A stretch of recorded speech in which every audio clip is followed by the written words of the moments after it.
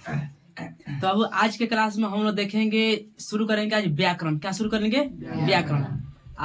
Exam का जो है आप लोग का बहुत नजदीक आ चुका है, इसलिए व्याकरण आपके लिए बहुत ही जरूरी है। व्याकरण यदि आपका तैयारी नहीं है, मतलब एग्जाम में समझिए कि कुछ नहीं है, इसलिए व्याकरण पर विशेष रूप से क्या करना है, ध्यान देना है। शुरू करते हैं आज से। ये एक हफ्ते तक क्लास चलेगा व्याकरण का, आपके बोर्ड एग्जाम के देखते हुए। जहां से क्वेश्चन आ सकता है वहां से करेंगे, मतलब विस्तार रूप से हम लोग क्या करेंगे, एक एक चैप्टर को देखेंगे। तो आइए शुरू करते हैं। हम सबसे पहले क्या चीज, व्याकरण। तो समझिए व्याकरण क्या होता है। तो व्याकरण जो होता है बाबू, हम लोग हिंदी में किसी भी शब्द को अच्छे से बोल ले, समझ ले, पढ़ ले, उसे क्या करेंगे, व्याकरण। यानी कि हिंदी में शुद्ध शुद्ध पढ़ना, बोलना और लिखना आ जाता है, उसे हम क्या कहेंगे, व्याकरण कहते हैं। व्याकरण हम लोग को बहुत सारे अध्याय को क्या करना है, पढ़ना है। उसमें से हम एक अध्याय शुरू करते हैं। सबसे पहला जो अध्याय है उसको हम शुरू करते हैं वर्णमाला से। कहाँ से जी? वर्णमाला।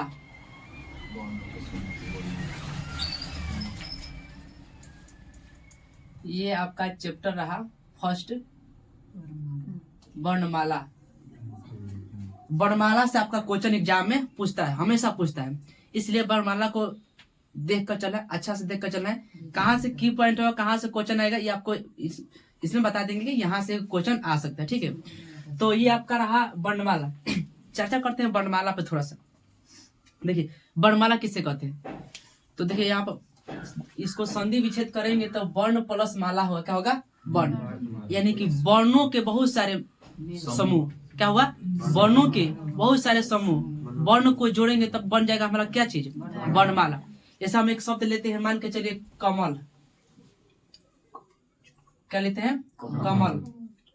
ये हमारा है वर्णमाला। क्या है? वर्णमाला। इसमें देखिए कितना को वर्ण मिला है। ये वर्ण है हमारा, यह भी हमारा क्या है, वर्ण है, यह भी वर्ण है। बहुत सारे वर्ण मिलकर एगो क्या बना, एगो शब्द बना है, जिसे हम लोग क्या कहेंगे, वर्णमाला कहते हैं। ये जो वर्णमाला होता है वो वर्णों के समूह होता है। क्या होता है? वर्णों के समूह। देखेंगे हम शब्द, किसी भी शब्द को निकालेंगे तो जैसे मान के चले कमले लिखे हैं, तो कमल को देखेंगे हम लोग कि यहाँ से जो सबसे पहला एक वर्ड है जो लिखा हुआ है, क्या चीज, एक शब्द लिखा हुआ है, जो शब्द का नाम है क। क्या नाम है? क। जब इस हम क का संधि विच्छेद करेंगे, क्या करेंगे, संधि विच्छेद करेंगे, तो हमारा बाबू होगा क प्लस में अ। क्या होगा? क प्लस अ बराबर क्या होता है, क। हमने क का संधि विच्छेद किया, क प्लस अ। अब हम देखें कि जी आप क पढ़े ना, क, तो लास्ट में उच्चारण में अ आएगा, क आए ना। इसका मतलब ये है कि ये तो हमारा क क्या है, ध्यान दीजिए, क क्या है, वर्ण है। क्या है? वर्ण है। क एगो क्या है, वर्ण है। इस वर्ण को हम जब देखें कि संधि विच्छेद कर कर, तो इसमें क प्लस अ आ रहा है। और जो इसमें क है बाबू, ये होता है व्यंजन। क्या होता है? ये होता है हमारा व्यंजन। आप लोग पता है कि अ क्या होता है, भवेल यानी कि स्वर होता है। क्या होता है? स्वर होता है। इस प्रकार हम देखें कि जो वर्ण हमारा हुआ वर्ण, ये कितने प्रकार के, दो, एक व्यंजन एगो स्वर। यानी कि स्वर की सहायता से ही व्यंजन का निर्माण हुआ है। आप किसी भी व्यंजन एगो शब्द लीजिए, कोई सा भी, जैसा म ही ले लेंगे, म का हम जब संधि विच्छेद करेंगे, म प्लस अ आएगा ही। किसी भी आप व्यंजन को उठाइएगा तो अंत में देखिएगा उच्चारण में क्या आएगा, अ आएगा। और अ जो होता है वो हमारा स्वर होता है। क्या होता है? स्वर। यानी कि हम देखते हैं कि जो व्यंजन है, ये म क्या है, व्यंजन है ना, जो व्यंजन है उस व्यंजन में स्वर मिला हुआ है। क्या मिला हुआ है? स्वर मिला हुआ। इसका मतलब बिना स्वर की सहायता से व्यंजन का निर्माण नहीं हो सकता है। बिना स्वर की सहायता से व्यंजन बोला जा सकता है? नहीं। तो हम देखें कि वर्ण जो होता है, वर्ण यह दो प्रकार के, एक होता है व्यंजन, दूसरा होता है स्वर। थोड़ा सा हम आते हैं बैक में, आखिर वर्ण किसे कहते हैं ना।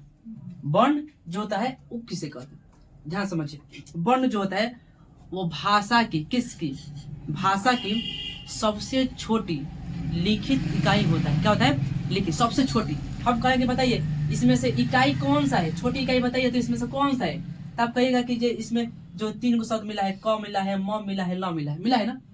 ये तीनों आपस में अलग अलग एक वर्ण है। जैसे क निकाले तो क क्या है, एक वर्ण है।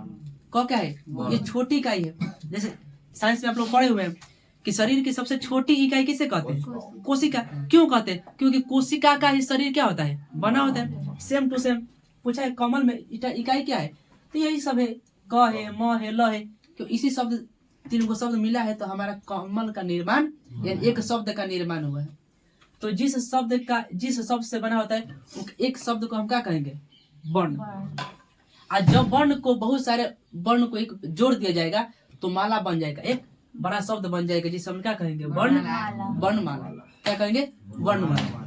तो आपसे पूछा जाए कि वर्ण किसे कहते हैं, तो बोलिए कि भाषा की सबसे छोटी लिखित इकाई, कैसी लिखित इकाई को हम लोग वर्ण कहते हैं। वर्णों के समूह को हम लोग कहते हैं वर्णमाला। वर्णों के समूह का क्या कहेंगे, वर्णमाला। अब हम देखेंगे यहाँ पर वर्ण को हमने देखा तोड़कर कितने भागों में, दो। एक होता है व्यंजन, दूसरा होता है स्वर। यानी कि व्यंजन हम निकाले, कभी हमारा एक प्रकार के व्यंजने है, म भी क्या है, व्यंजने है। जो क ख ग शुरू ज्ञ तक आता है सब व्यंजन होता है। जो अ से लेके अ तक आता है सब क्या होता है, स्वर। यानी इस प्रकार हम देखे कि व्यंजन का निर्माण जो हुआ है ना, उस स्वरों की सहायता से हुआ है ना। पूछा जाए बताइए वह व्यंजन किसे कहते हैं, व्यंजन तो जो स्वरों की सहायता से बोली जाए, किसकी सहायता से, जो स्वरों की सहायता से बोली जाए उसे हम लोग व्यंजन कहते हैं। जो स्वरों की सहायता से बोली जाए उसे हम क्या कहेंगे, व्यंजन कहते हैं। उसी प्रकार हम कहेंगे बताओ स्वर किसे कहते हैं, स्वतंत्र रूप से बोली जाए। स्वर में किसी व्यंजन की जरूरत नहीं होती है। स्वर आजाद एकदम, इसमें किसी की हेल्प की जरूरत नहीं है, ये खुद अपना उच्चारण निकाल लेगा बिना किसी की व्यंजन की सहायता से। तो स्व से स्वर, स्व से स्वतंत्र। जो स्वतंत्र रूप से बोली जाए उसे क्या कहेंगे, स्वर कहेंगे। या कह सकते हैं कि जो बिना व्यंजन की सहायता से बोली जाए, लिखी जाए, पढ़ी जाए उसे क्या कहेंगे, स्वर कहेंगे। बात समझ आ रहा है। इसके पहले छोटा छोटा कुछ पॉइंट है। जैसे पूछा जाएगा कि ध्वनि किसे कहते हैं ना, अक्षर किसे कहते हैं, ये सब छोटा छोटा क्या है, पॉइंट है। तो हम करते हैं कि आप हेडलाइन बनाइए, उस सब छोटे छोटे पॉइंट को जितना हम देखें उसको क्या कर लीजिए, लिख लीजिए ना। तो आप सबसे पहले डालिए वर्णमाला, चलिए लिखिए, ठीक है। वर्णों के व्यवस्थित समूह को वर्णमाला कहते हैं। वर्णों के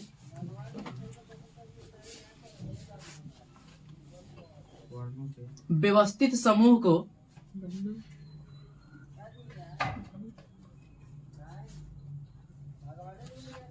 वर्णमाला कहते हैं।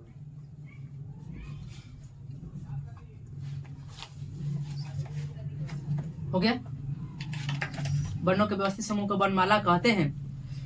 नीचे हेडलाइन डालिए, ये सब छोटा छोटा पॉइंट है, इसको लिखवा देते हैं, याद रखिएगा। अक्षर, अक्षर ज्ञान जिसे तोड़ा नहीं जा सकता। हाँ अक्षर लिखिए, अक्षर लिख डैश मारिए।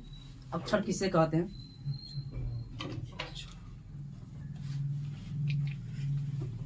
हो गया। अक्षर का मतलब हो जैसे खंडित न किया जा सके, क्या किया जा सके, खंडित न किया जा सके। लिखिए,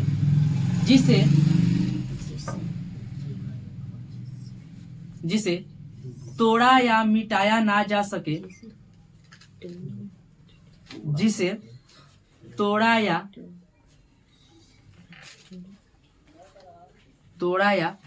मिटाया न जा सके उसे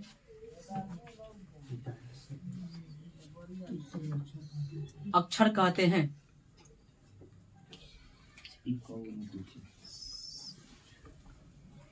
उसे अक्षर कहते हैं। चलिए तीसरा लिखिए,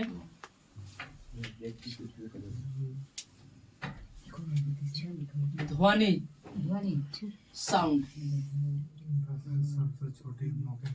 ध्वनि लिखिए, हो गया। ऐसा कोई स्टोरी नहीं। देखिए चलिए लिखिए लीजिए पहले।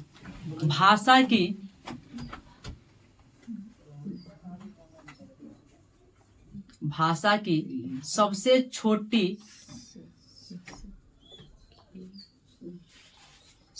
छोटी मौखिक इकाई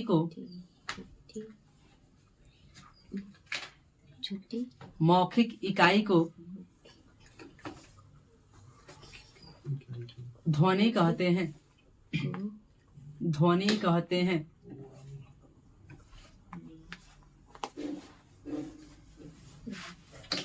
हो गया। चौथा में लिखिए वर्ण। एक वर्ण का मतलब रंग भी होता है, कलर। हम लोग हिंदी पढ़े, कलर मत समझिएगा। चलिए वर्ण। देखिए जो आपका ध्वनि है ना, तो मौखिक इकाई हो जाएगा, यानी मौखिक मतलब मुंह से बोल दिया जाए उसे ध्वनि कहेंगे, और उसी को क्या किया जाए, लिख दिया जाए तो उसे वर्ण कहते हैं। लिखिए भाषा की सबसे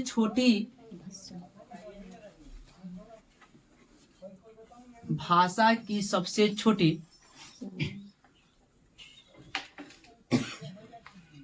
लिखित इकाई को वर्ण कहते हैं।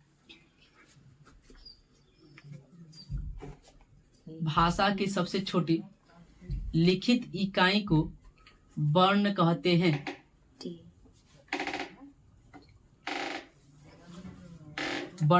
हो गए। एक शब्द लीजिए, जैसे हम यहाँ पर ले लीजिए कोई शब्द, जैसे लिखिए, जैसे एक शब्द ले लीजिए, जैसे कमल। यहाँ पर कमल लिखिए। एक शब्द ले लिए हम, इसमें से क को संधि विच्छेद करिए, क प्लस अ होगा। देखेंगे कि यहाँ पर जो क है एक वर्ण है, और इसमें जब तोड़ा जाता है तो एक क प्लस अ आता है। क जो होता है व्यंजन होता है, अ जो होता है स्वर होता है। इस प्रकार जो वर्ण हुआ, दो प्रकार के व्यंजन प्लस और स्वर।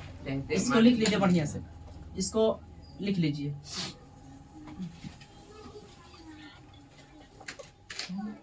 इसको लिख लीजिए।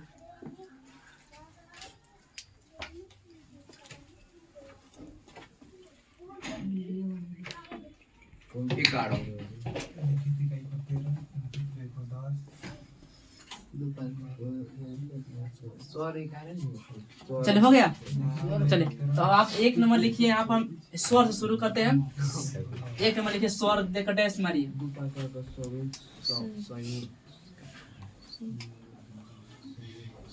स्वर लिखिए।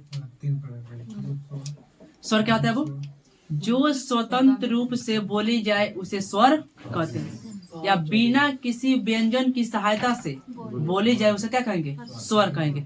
लिखिए जल्दी। जो स्वतंत्र रूप से बोली जाए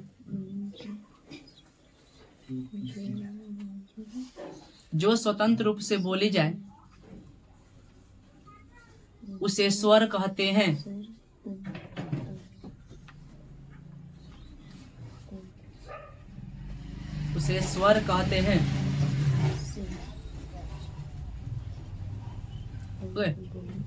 देखिए मूल रूप से जो बाबू होते हैं स्वर, वो 11 होते हैं। कितना होता है जी? मूल रूप से स्वर 11। और थोड़ा ध्यान दीजिए, मूल रूप से स्वर 11 ही को होते हैं। अ से शुरू करेंगे, लास्ट के 2 को छोड़ देंगे, ये वाला 2 को छोड़ देंगे, अंग और ये दोनों को छोड़ देंगे, बाकी कितना को हो जाएगा? 11 को। मूल रूप से स्वर कितने होते हैं? 11। आपसे क्वेश्चन घुमा कर भी पूछा जा सकता है, कहेगा कि बताइए कि उच्चारण के स्थान पर स्वर कितने प्रकार के होते हैं? कभी कहेगा कि लिखित आधार पर स्वर कितने होते हैं? कभी कह सकता है कि बताइए कि मात्रा के आधार पर स्वर कितने प्रकार के होते हैं? हो सकता है पूछते जाति के आधार पर स्वर 2। तो इसको विशेष रूप से ध्यान देना है, एक बार समझ लीजिए। मूल रूप से पूछे स्वर 11। पॉइंट नंबर 2, इसमें पॉइंट लिखिएगा।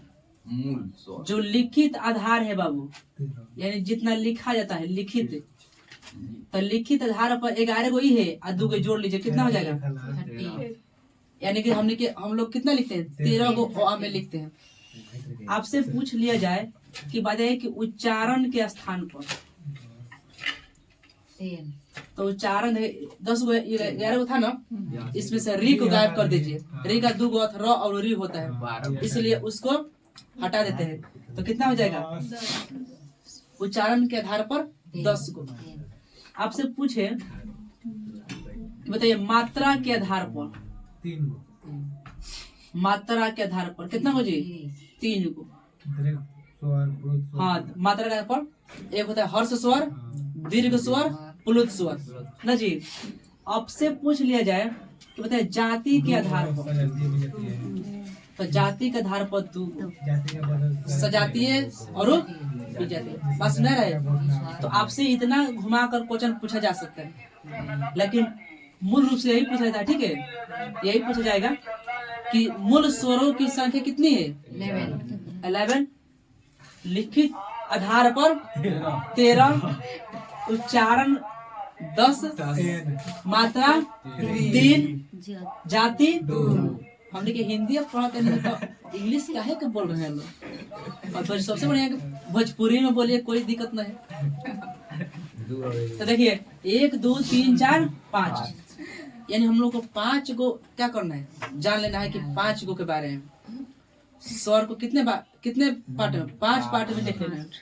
मूल रूप से 11, मूल रूप से 11, लिखित पर 13। लिखित मतलब हम लिख कितना देते हैं सब में, 13। उच्चारण कितना का, 10। मात्रा 3, जाति 2। इस स्वर को हम लोग देख लेंगे।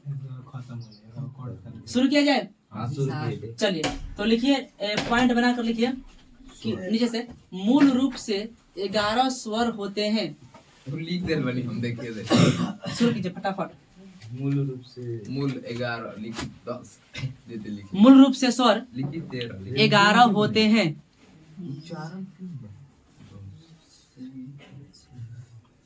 मूल रूप से स्वर 11 होते हैं।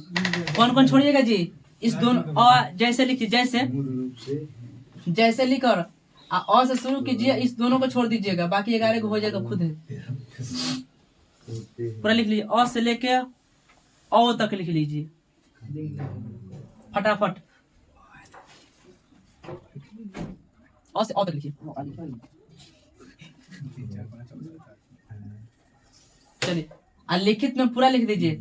लिखित जब एक स्वर कंप्लीट हो जाएगा तो नीचे लिखिए, लिखित आधार पर स्वर 13 होते हैं। पहला कंप्लीट होगा फिर लिखिएगा, लिखित आधार पर स्वर 13 होते हैं। 2 नंबर में लिखित आधार पर स्वर 13 होते हैं।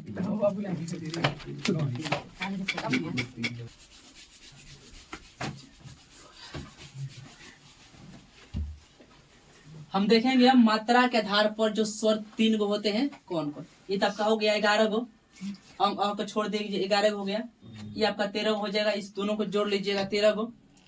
उच्चारण के स्थान पर ही को हटा दीजिएगा, 10 गो बचेगा। अब हम लोग देखेंगे बाबू, इसके पहले देख चुके हैं, अब देखेंगे हम लोग मात्रा के जो आधार पर स्वर होता है कितना। तो मात्रा के आधार पर कितना होता है, 3। मात्रा के आधार पर आपका स्वर 3 होता है। पहला जो होता है हमारा शांति रहना। लघु स्वर, दीर्घ स्वर, ह्रस्व स्वर, इसी का नाम दूसरा है, इसी को लघु कहते हैं। लघु, इसी को कहते हैं एक मात्रिक स्वर। इसी को छोटा स्वर भी कहते हैं। चलिए, अब हम समझेंगे कि एक को देखते हैं। चले ना, हर्ष स्वर किसे कहेंगे, तो हर्ष स्वर अ, ई, उ और री को हर्ष स्वर कहते हैं। क्या कहते हैं, हर्ष स्वर कहते हैं। दूसरा देखिए, दूसरा जो हमारा हुआ दीर्घ स्वर, क्या हुआ, दीर्घ स्वर।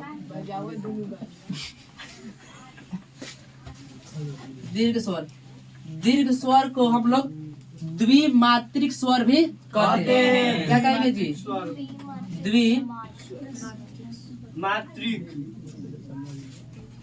द्विमात्रिक स्वर भी कहते हैं। चलिए, द्विमात्रिक स्वर हम बताए थे कि जो मूल रूप से स्वर कितने होते हैं? 11 में से 4 को हम निकाल दिए, कितना बचा? 7। ये हमारा टोटल हुआ 4। तो 11 में से 4 जाए कितना में? 7।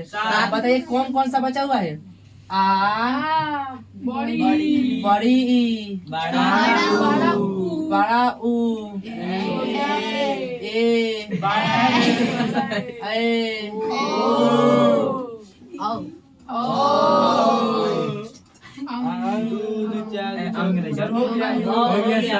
टोटल कितना हुआ? 7। इसे हम कहेंगे दीर्घ स्वर। क्या कहेंगे? दीर्घ स्वर या द्विमात्रिक स्वर।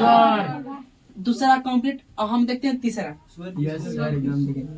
तीसरा हमारा होता है प्लुत स्वर। प्लुत स्वर देखिए, वो प्लुत स्वर उस स्वर को कहते हैं जिसको बोलने में अधिक समय लगता है। क्या लगता हो? जिसको बोलने में अधिक समय लगे। लिख लीजिए इसको। जिसको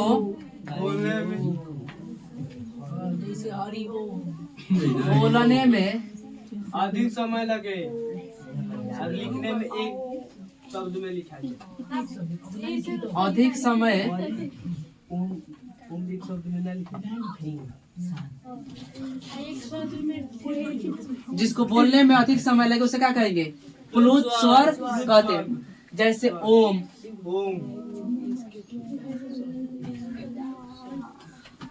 जैसे ओम, ओम ऐसे लिखा था एक ओम। जिसको बोलने में क्या अधिक समय लगे उसे क्या कहेंगे? प्लुत स्वर कहते हैं। तो हमने देख लिया ये मात्रा के आधार पर जो होते हैं स्वर कितने प्रकार के? 3। हर्ष स्वर, दीर्घ स्वर और प्लुत स्वर। अ, ई, उ, री को हर्ष स्वर कहेंगे। बाकी जो ये 7 को लिखे हैं उसको कहेंगे दीर्घ स्वर। और ये हमारे ओम एग्जाम्पल जिसको बोलने में अधिक समय लगे उसे प्लुत स्वर कहते हैं। अब हम ये हमारा चौथा पॉइंट था। अब इसके बाद हम देखेंगे पांचवा में जो जाति के आधार पर। जाति के आधार पर स्वर कितने होते हैं? 2। पहला होता है सजातीय, सजातीय। दूसरा होता है विजातीय। सजातीय स्वर और विजातीय स्वर। ध्यान से देखिए बोर्ड पे। सजातीय जो समान जात से बना होता है उसे सजातीय स्वर कहेंगे। जो एक समान वर्ड से, एक समान वर्ण से बने होते हैं उसे क्या कहेंगे? सजातीय स्वर। जैसे अ प्लस एक समान है ना, अ प्लस अ बराबर आ। छोटी ई प्लस बड़ी ई बराबर बड़ी, छोटी बड़ी ई।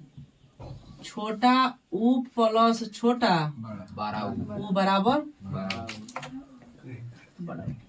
बात समझ रहे? मत लिखिएगा। सजातीय स्वर जो समान जाति से बना होता है उसे सजातीय स्वर कहते हैं। जैसे भी इसको लिखना है, लिखिए फट से। सजातीय स्वर में लिखिए जो समान जात से बने होते हैं उसे सजातीय स्वर कहते हैं। जो समान जात से बने होते हैं उसे सजातीय स्वर कहते हैं।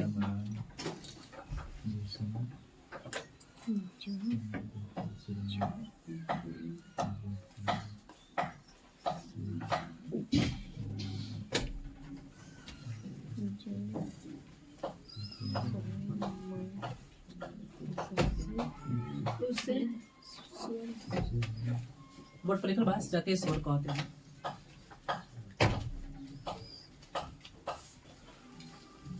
हो गया।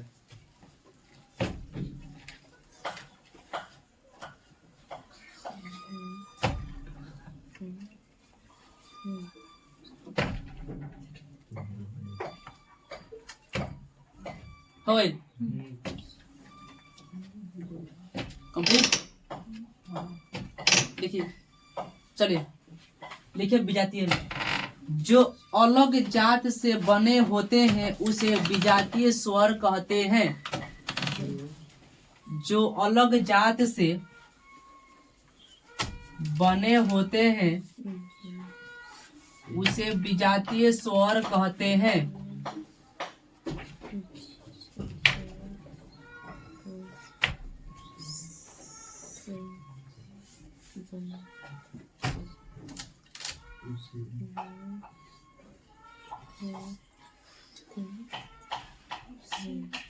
उसे विजातीय स्वर कहते हैं।